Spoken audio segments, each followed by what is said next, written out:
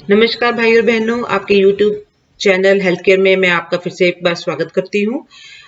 मैंने रिसेंटली ही अपना YouTube channel start किया है, जिसमें मैंने आपके साथ ऑलरेडी डिस्कस किया था कि मैं किस तरह की वीडियोस अपलोड करूंगी। मेरी जो वीडियोस रहेंगी वो डिफरेंट हेल्थ इश्यूज को लेकर रहेंगी और मैं डिफरेंट हेल्थ इश्यूज के बारे में आपको समय समय पर जानकारी देती रहूंगी, उनके लक्षण, उनका ट्रीटमेंट क्या होगा और उनके आपके जो है किसी भी एक बीमारी के जांच के लिए आपको किन किन टेस्ट वगैरह से गुजरना पड़ेगा। तो मैंने रिसेंटली जो लास्ट वीडियो में अपना टॉपिक लिया था वो था आईबीएस। ठीक है, तो मैंने आईबीएस के बारे में आप लोगों को काफी जानकारी दी थी कि उसके लक्षण क्या है और उसके जो है वो किस कारणों से होता है। तो मैं ये चाहूंगी कि मैं आपको समय समय पर बिल्कुल स्ट्रिक्ट जानकारी देती रहूं, तो आप मेरे वीडियोस को लाइक शेयर एंड सब्सक्राइब जरूर कीजिए। और मेरा ये जो आईबीएस का टॉपिक है वो आज भी सेम कंटिन्यूड है, बिकॉज मैंने जैसे कि लास्ट टाइम ये डिस्कस किया था कि इसमें कौन कौन से लक्षण हैं। तो इसमें जो आपके, क्योंकि आपको पता है कि आईबीएस में हमारा पाचन तंत्र ही प्रभावित होता है, तो इसमें पाचन के जो पाचन तंत्र से, या आप कह सकते हैं कि डाइजेस्टिव सिस्टम से रिलेटेड इश्यूज तो रहेंगे रहेंगे। जैसे कि आपको गैस बनेगी, आपकी एसिडिटी बहुत होगी, आपको एसिड रिफ्लक्स बहुत होगा, आपका पेट दर्द होगा, आपको कभी कब्ज, आपको कभी लूज मोशन की शिकायत रहेगी, या फिर किसी व्यक्ति को हो सकता है कि खाली कब्ज ही हो और किसी को हो सकता है कि काफी कि ओनली लूज मोशन ही हो, या फिर कोई ऐसा भी हो सकता है कि जिसको अल्टरनेट कभी लूज मोशन हो और कभी कब्ज हो। तो इसके साथ साथ जो है उसके बहुत सारे और भी सिम्टम होते हैं, जैसे पीठ में दर्द होना, गैस का ऊपर की तरफ चढ़ना। ठीक है, ये तो सारे हमारे पाचन तंत्र से संबंधित जो है लक्षण है, जिसमें रोगी को भूख ना लगना, ये भी एक one of the most common symptom देखने को मिलता है, या रोगी को नोजिया भी हो सकता है, जिसको हम बोलते हैं कि उल्टी आने का मन। ठीक है, तो इसके अलावा ये तो हो गया हमारे पाचन तंत्र से संबंधित। तो इसके अलावा इसमें जो लक्षण देखने को मिलते हैं वो है जैसे कि सिर में दर्द, रोगी का किसी काम में मन नहीं लगेगा, रोगी को बहुत मूड स्विंग्स होंगे। मूड स्विंग्स मीन्स कि उसको उदासी रहेगी, किसी काम का करने का मन नहीं लगेगा, उसका जो कॉन्फिडेंस लेवल है वो भी काफी लो हो जाता है। तो वो जैसे उसका जो सोशलाइजिंग है, उसकी जो अपने मित्रों से मिलना, ठीक है, इधर उधर रिश्तेदारी में जाना, ये सब, ये सारे काम भी प्रभावित होते हैं, क्योंकि उसको मूड स्विंग इतना रहेगा, उसको प्रॉब्लम इतनी रहेगी कि वो नहीं अच्छा फील करेगा कि मैं इधर उधर जाऊं, किसी से बात करूं। तो ये जो सारे लक्षण है, उदासी है, काम करने का मन नहीं है, सिर में दर्द है, या फिर रोगी को रात को नींद भी नहीं आती और रोगी बहुत ज्यादा अपने आप को बेचैन सा महसूस करता है कि मैं क्या करूं, उसको कुछ समझ में नहीं आता। तो आप ये बोल सकते हो कि इसमें ब्रेन फॉग भी रहता है, कि दिमाग में समझ में नहीं आ रहा कि मैं क्या करूं, उसको बेचैनी अजीब सा महसूस होता है। इसके साथ साथ आप कह सकते हो कि एंजाइटी होती है, उसको पैनिक अटैक आते हैं। पैनिक अटैक मतलब कि घबराहट होना, ये सब देखने को मिलता है। तो रोगी को ये सब क्यों होता है, उसमें डिप्रेशन के लक्षण पाचन तंत्र के लक्षणों के साथ क्यों आ जाते हैं? क्योंकि मैंने आपको लास्ट टाइम भी बताया था कि जो हमारी आंतें हैं और जो हमारा ब्रेन है, उनका जो स्ट्रक्चर सिमिलरली होता है, और जो है हमारा जो हमारे बॉडी के जो ऑर्गन्स की क्रियाशीलता है वो स्पाइनल कोड या फिर हमारा ब्रेन ही उसको हैंडल करता है। लेकिन जो ये डिप्रेशन ये सब क्यों होता है कि जैसे कि हमारा मन नहीं कहीं पे लग रहा, तो क्योंकि हमारी बॉडी में हैप्पी हार्मोन्स होते हैं। अगर हमारे बॉडी में उन हैप्पी हार्मोन्स का प्रोडक्शन ना हो, जो हमें खुश रखते हैं हार्मोन, अगर उनका बॉडी में प्रोडक्शन ना हो, तो जाहिर सी बात है कि आपको ये सब लक्षण देखने को मिलेंगे डिप्रेशन से रिलेटेड। तो क्योंकि हमारी बॉडी को या हमारे शरीर को, हमारे दिमाग को खुश रखने वाले जो है हार्मोन्स होते हैं, सेरोटोनिन हो गया, डोपामाइन हो गया। तो अगर हमारी आंतें ही ठीक तरह से काम नहीं करेंगी तो ऑफकोर्सली तो इन हार्मोन्स के प्रोडक्शन में कमी आ जाएगी, वो हार्मोन हमारी बॉडी में कम बनेंगे। तो सेरोटोनिन जैसे गुड हार्मोन है, ठीक है, जो आपको मूड को खुश रखता है, तो वो हमारी आंतों में ज्यादा बनता है, ब्रेन से ज्यादा। तो अगर आंतें ही ठीक तरह से काम नहीं करी तो ऑब्वियसली बात है कि जो सेरोटोनिन का जो है प्रोडक्शन नहीं होगा, तो हम डिप्रेशन में चले जाएंगे। तो इस वजह से जो है हमारे में ये सब लक्षण, डिप्रेशन से रिलेटेड लक्षण भी आईबीएस में देखने को मिलते हैं।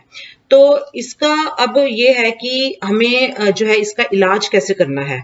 तो अगर तो आप, जैसे कि मैंने पिछली अपनी वीडियो में बताया था कि अगर आप अपनी सारी जांचों से गुजर चुके हो, गैस्ट्रोएंटरोलॉजिस्ट से, और कि आपको कोलोनोस्कोपी हो गया, एंडोस्कोपी हो गया, और आपके ब्लड के सारे टेस्ट हो गए, आपका लीवर फंक्शन टेस्ट हो गया, आपका किडनी का टेस्ट हो गया, तो आपका कैंसर रिलेटेड भी टेस्ट हो गए बायोप्सी लेके क्लोनोस्कोपी से। अगर कुछ नहीं है तो दैट मीन्स कि उसने गैस्ट्रो ने आपको कंफर्म कर दिया कि you are suffering from IBS.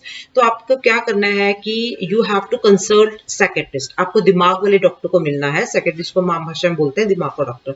आपको साइकियाट्रिस्ट या मानसिक रोग चिकित्सक भी बोलते हैं हम उसको हिंदी में, because I am not so much good in Hindi, तो उसको मनोचिकित्सक भी बोलते हैं। तो आपने उस डॉक्टर से मिलना है। तो जो आपका मनोचिकित्सक होगा और आपने उस डॉक्टर को दिखाना है।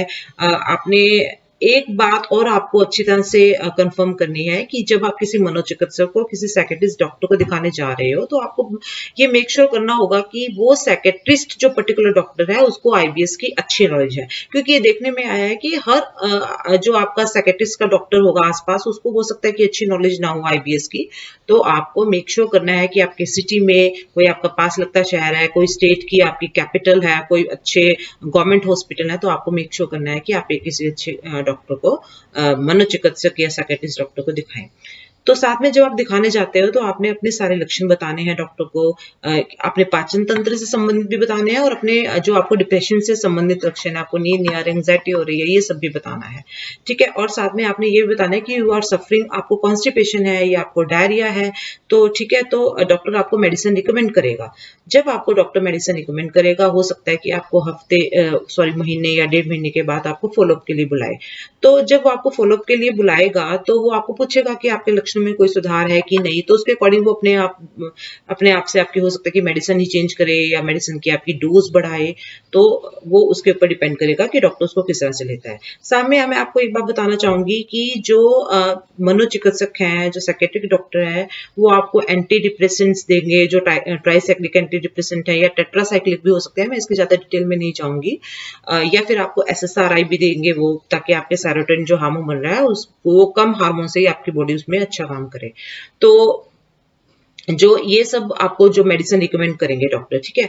तो ये जो साइकियाट्रिस्ट की मेडिसिन होती हैं, आप जैसे 10 दिन ले लिया तो पेशेंट की तकरीबन ये शिकायत रहती है कि मेरे को तो कोई फर्क नहीं पड़ा, कि अच्छा डॉक्टर नहीं है, now I am going to change another doctor, मैं अब दूसरा डॉक्टर चेंज करने जा रहा हूँ। ये बात गलत है, क्योंकि जो साइकियाट्रिस्ट की मेडिसिन हैं वो कम से कम 4 to 6 वीक लेती हैं अपना इफेक्ट दिखाने में, 4 से 6 हफ्ते। तो आपने डॉक्टर को चेंज नहीं करना है, एक डॉक्टर को कम से कम आपने 6 महीने तो देने ही देने हैं। ठीक है। तो एक बार आपकी जो है मेडिसिन सारी सूट हो जाए, आपको हो सकता है कि 1.5 महीने बाद इफेक्ट करना, मतलब पूरा इफेक्ट आपको शो हो, तो आपने फॉलोअप रखना है, अपना जारी करना है, डॉक्टर पे समय समय से बात करनी है। जैसे आपको डॉक्टर फॉलोअप के लिए बुलाए, आपने वो फॉलोअप कंटिन्यू करना है। और साथ में हो सकता है कि आपका जो मेडिसिन का कोर्स है वो 1 साल चले, 2 साल चले। ठीक है। हो सकता है कि आपकी डोज बढ़ानी भी पड़े। तो आपने इन सब से बिल्कुल नहीं घबराना है। और साथ में पेशेंट्स को ये लगता है कि भी हमें तो कोई दिमाग की बीमारी नहीं है, हम क्यों जाएं भाई ऐसे वाले डॉक्टर के पास, मनोचिकित्सक के पास। तो ऐसा नहीं है, बिकॉज जो आईबीएस में जो रोगी की दवाई चलती है वो बहुत लो डोज से स्टार्ट होती है। जिन बंदों को बहुत डिप्रेशन होता है उनमें तो खैर बहुत हाई डोज की दवाई चलती है, लेकिन जिनको आईबीएस की प्रॉब्लम होती है उसमें डॉक्टर बहुत कम डोज से ही अपनी मेडिसिन स्टार्ट करते हैं।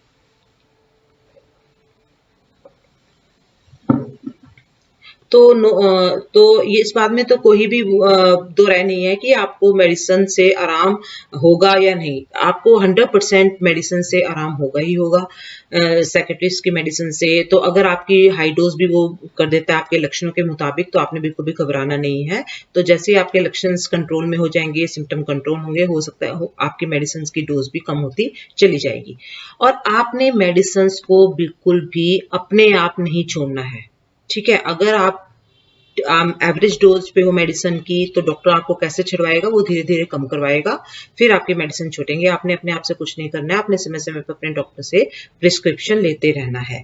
ठीक है। बिकॉज अगर आप अपने आप से कोई भी मेडिसिन छोड़ दोगे तो उसके विड्रॉल इफेक्ट्स होते हैं, कि एकदम से आपने मेडिसिन छोड़ दी तो आप उसी कंडीशन में सेम वापस आ जाओगे। इसलिए आपने डॉक्टर के फॉलोअप में ही रहना है, जैसे डॉक्टर बोले आपने वैसा ही करना है। इसके साथ साथ आपने क्या करना है कि अपनी दिनचर्या में भी काफी सुधार लेके आना है। दिनचर्या में कैसे सुधार लेके आना है कि जैसे आपने योगा करनी है, एक्सरसाइजेस करनी है, आप सैर पे जाइए, आप ये सब करोगे तो आपकी बॉडी में क्या होगा कि आपका जो नर्वस सिस्टम होगा वो एक्टिव हो जाएगा। नर्वस सिस्टम के एक्टिव होने से क्या होगा कि आपकी बॉडी में ऑटोमेटिकली अच्छे हार्मोन्स की प्रोडक्शन होनी शुरू हो जाएगी जो आपको हैप्पी रखते हैं। तो आपका जो स्ट्रेस लेवल है, बिकॉज आईबीएस के पेशेंट्स में जो स्ट्रेस का लेवल है वो भी बहुत ज्यादा रहता है अपने सिम्टम्स को लेकर, तो वो एकदम से स्ट्रेस में रहते हैं। तो अगर आप एक्टिविटीज करोगे, बाहर जाओगे, घूमोगे फिरोगे, तो आपका ये स्ट्रेस लेवल भी कम होगा। साथ में आपने ज्यादा से ज्यादा ये कोशिश भी करनी है कि आप किसी से बातें करें, अपने जैसे सहेलियों से, मित्रों से बातें करें, थोड़ा सा अपने दिमाग को डाइवर्ट करें ताकि आपका जो दिमाग है वो आईबीएस से हटकर दूसरी चीज की तरफ लगे। बिकॉज ये तो नेचर है, ये तो नेचर का रूल है कि आप जिस चीज पे ज्यादा कॉन्सेंट्रेट करोगे वो चीज आपको ज्यादा होनी शुरू हो जाएगी। तो आपने अपने दिमाग की जो कॉन्सेंट्रेशन है वो आईबीएस से हटा के दूसरी चीज पे उसको देना है, अपने दूसरी चीज पे कंसंट्रेशन करनी है। ठीक है, तो ये सारी की सारी मैंने आपको आज बताया कि आप किस डॉक्टर से ट्रीटमेंट ले सकते हो, अपने दिनचर्या में आप क्या सुधार कर सकते हो। तो मेरी जो आने वाली वीडियोस हैं वो भी आईबीएस के ऊपर ही रहेंगी, क्योंकि मैंने अभी आईबीएस के ऊपर जैसे आईबीएस-सी, आईबीएस-डी में आपको क्या खाना पीना है, थोड़ा सा खाने में परहेज रखना है। आईबीएस में हमें क्या करना है, आपने कौन से आप घरेलू सप्लीमेंट्स यूज कर सकते हो इसमें, ताकि आपका जो है साइकियाट्रिस्ट के ट्रीटमेंट के साथ साथ आपको जल्दी से अपने आईबीएस के लक्ष्य में और ज्यादा सुधार देखने को मिले। And how to you have to remain active, अपना कामकाज भी आप कैसे करिए। तो मेरी वीडियो अब आगे भी आईबीएस से ही संबंधित रहेंगी। तो आज की वार्तालाप या जो डिस्कशन की है मैं उसके लिए शुक्रिया बोलना चाहती हूँ, और मेरे को थोड़ा सा मोटिवेट कीजिए so that I can upload more videos on this IBS कि आपने आईबीएस से बाहर कैसे निकलना है और कैसे आपने अपनी दिनचर्या में सुधार करना है और किस डॉक्टर से मिलना है। वो तो मैंने सारा कुछ बता ही दिया। खैर, तो अगली वीडियोस में भी और कुछ काफी कुछ बताऊंगी। Thank you so much.